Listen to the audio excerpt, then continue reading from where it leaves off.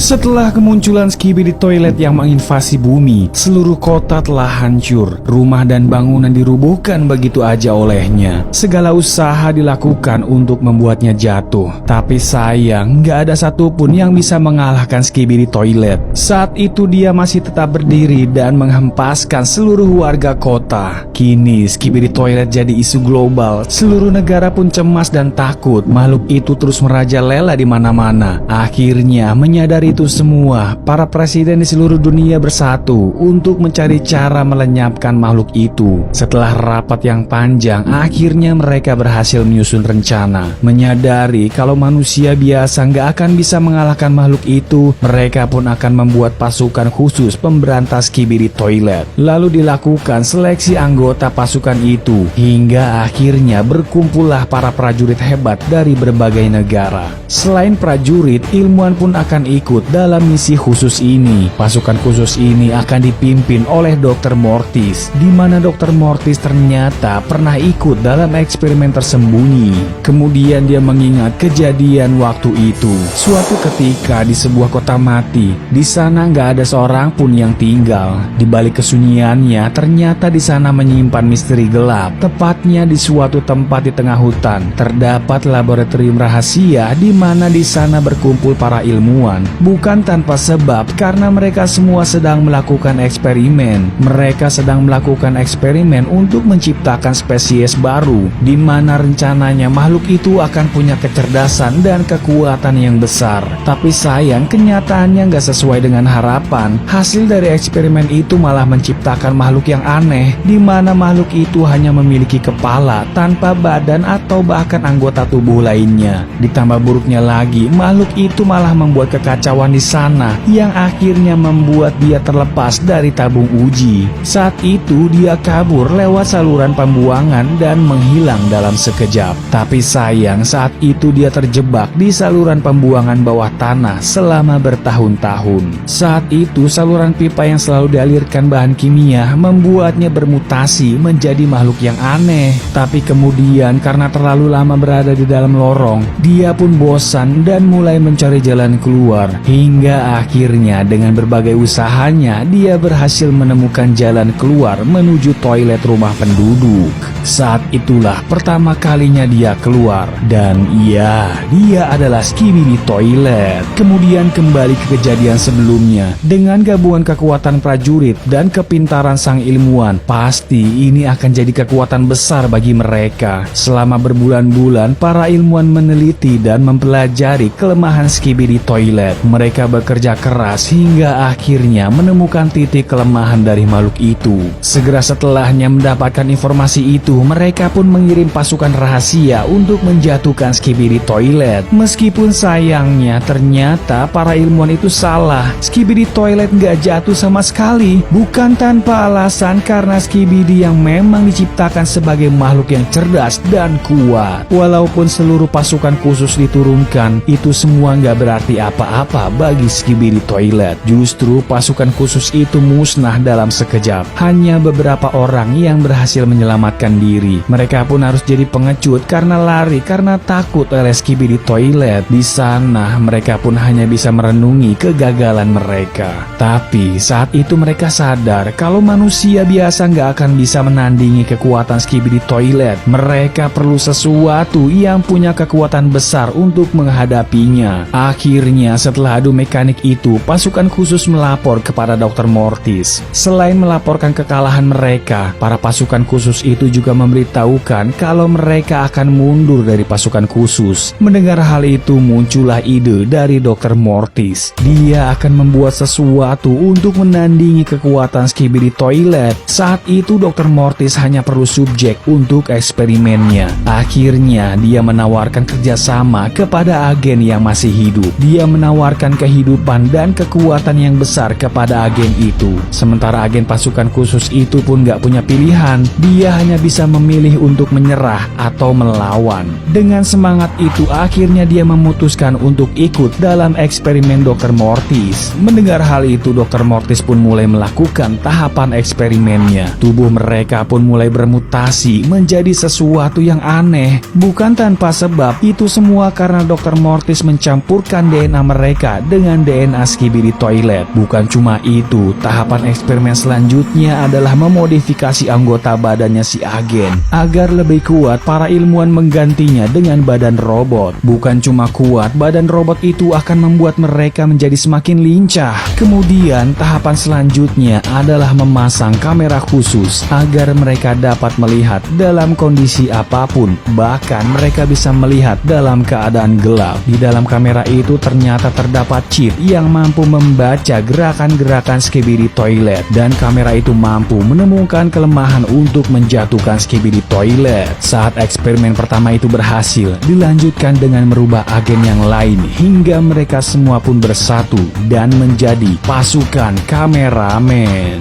Gak menunggu lagi, mereka pun langsung diturunkan untuk adu mekanik dengan Skibidi Toilet. Mereka pun mencari dan menunggu waktu yang tepat untuk menghempaskan gerombolan Skibidi Toilet. Singkat cerita, perlawanan antara Skibidi Toilet dan kameramen terus berlanjut. Skibidi Toilet terus menginvasi ke seluruh kota. Sayangnya, meskipun eksperimen Dr. Mortis yang menciptakan kameramen ternyata belum cukup kuat hingga membuat pasukan kameramen kewalahan. Saat itu kameramen terpojok, mereka pun gak bisa berbuat apa-apa lagi ketika Skibidi Toilet akan menghempaskan mereka.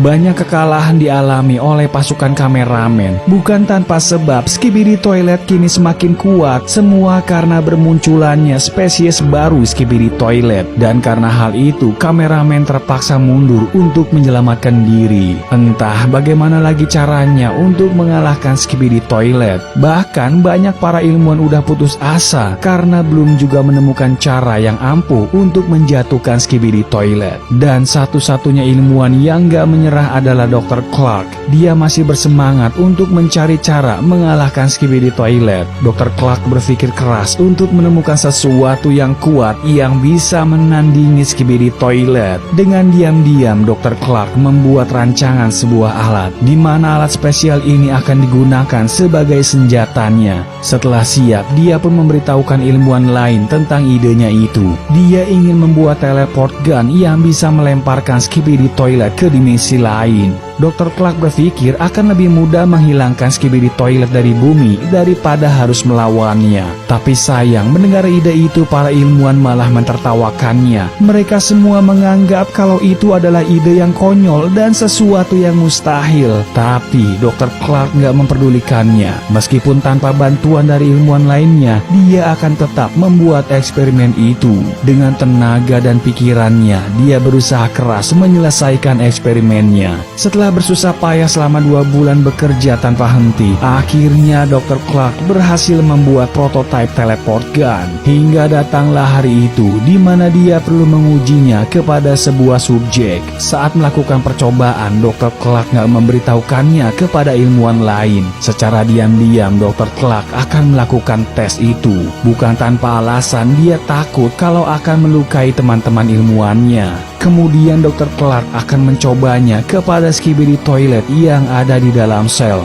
Percobaan pertamanya itu akan digunakan kepada Skibidi Toilet kecil yang ditangkapnya. Meskipun sebenarnya Dr. Clark ada sedikit rasa takut, tapi dia tetap maju untuk memulai tes itu. Sesaat setelahnya Dr. Clark memencet tombol teleport gun itu. Tapi kemudian yang terjadi bukan Skibidi Toilet yang terlempar ke dimensi lain, justru Dr. Clark yang menghilang dan masuk ke dimensi lain. Gak butuh waktu lama bagi para ilmuwan untuk mengetahui eksperimen Dr. Clark itu. Meskipun mereka gak bisa berbuat apa-apa dan hanya bisa terkejut melihat hasil dari eksperimennya itu. Sementara itu, Dr. Clark yang sadar dari pingsannya bingung dengan apa yang terjadi. Semua gak seperti yang dia kira. Meskipun semua udah sesuai dengan perhitungannya, tapi kenyataannya eksperimennya udah gagal. Saat itu Dr. Clark berada di dunia lain di mana tempat itu penuh dengan radioaktif. Ditambah buruknya lagi, saat itu Dr. Clark nggak bisa kembali karena teleport gunnya udah rusak. Tapi Dr. Clark nggak mau menyerah. Dia pun coba untuk memperbaiki teleport gun yang rusak itu. Meskipun dia menyadari semua akan sulit karena dia nggak punya peralatan ataupun perlengkapan yang dia butuhkan, sehingga akan memerlukan waktu yang lama untuk memperbaikinya. Berhari-hari Dr. Clark ada di dunia itu dengan radioaktif yang bertebaran di mana kemana-mana, akhirnya lama-kelamaan merubah dirinya. Efek dari radioaktif itu merubah badannya menjadi lebih besar dari sebelumnya. Radioaktif udah bercampur di dalam badannya sampai ke dalam DNA-nya. Meskipun begitu, Dr. Clark berhasil memperbaiki teleport gunnya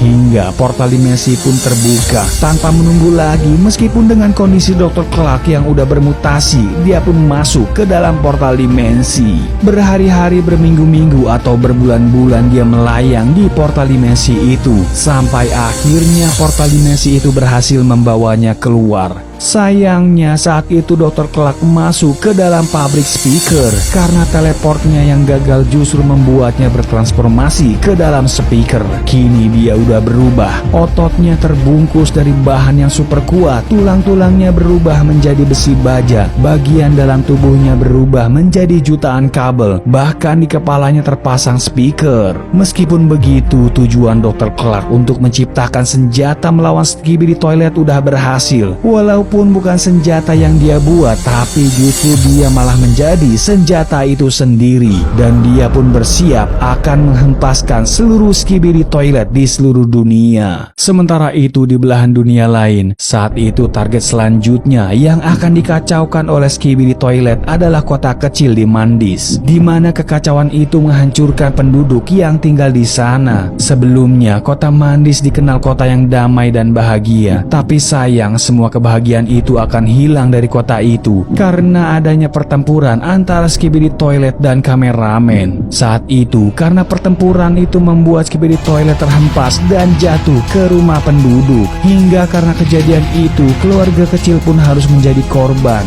Dia yang sedang meratapi penderitaannya, selain kehilangan rumah, dia juga kehilangan anak dan istrinya. Di halaman rumahnya kini penuh dengan cairan hijau miliknya Skibidi Toilet. Di sana dia yang shock hanya bisa melihat sambil menangisi kepergian keluarga kecilnya. Dia nggak percaya orang yang dia sayang udah pergi darinya. Sementara itu di tempat lain terdengar suara aneh dari TV yang rusak. TV itu rusak akibat adu mekanik Skibidi Toilet tadi, dan karena hal itu membuatnya terkena cairan hijaunya Skibidi Toilet. Cairan hijau itu adalah DNA Skibidi Toilet yang udah bermutasi. Lalu kemudian cairan itu mulai merubah komponen TV itu. Perlahan muncul saraf-saraf yang membuatnya menjadi hidup dan memberikannya kecerdasan. TV itu kini menjadi TV yang cerdas. Dia bisa berpikir layaknya seorang manusia. Kala itu dia sedih karena dia merasa kalau hidupnya nggak berarti. Dia merasa kalau dia hanyalah TV rongsokan. Dia nggak bisa bergerak bebas karena nggak punya kaki ataupun tangan. Lalu dia punya ide dan menawarkan kesepakatan kepada John untuk bermutasi dengannya. Jika John setuju, dia akan membantu membalaskan dendamnya kepada Skibidi Toilet. Tapi sebagai gantinya, John harus memberikan tubuhnya. Mendengar tawaran itu, John yang putus asa nggak punya pilihan lagi. Dia ingin banget membalaskan kematian keluarganya. Lalu sebelum melakukan mutasi itu, si TV memberitahukan ke John tahapan yang akan dilakukannya. Setelah semua siap, di sana John dan TV itu akan bertransformasi. Si TV memperingatkan lagi setelah transformasi selesai mereka akan berubah menjadi bentuk baru. Tapi mendengar hal itu John gak mundur. Dengan tekad yang bulat dia menerima semua resikonya. Di sana John udah siap memegang TV itu. Setelah menarik nafas dia pun langsung memasang TV itu di kepalanya. Sesaat setelahnya transformasi itu pun dimulai. Kini TV itu menjadi tubuhnya si John. Sementara John kini memiliki kekuatan untuk menjatuhkan semua Skibidi Toilet. Dia bertekad akan menghempaskan semua Skibidi Toilet yang ada di muka bumi.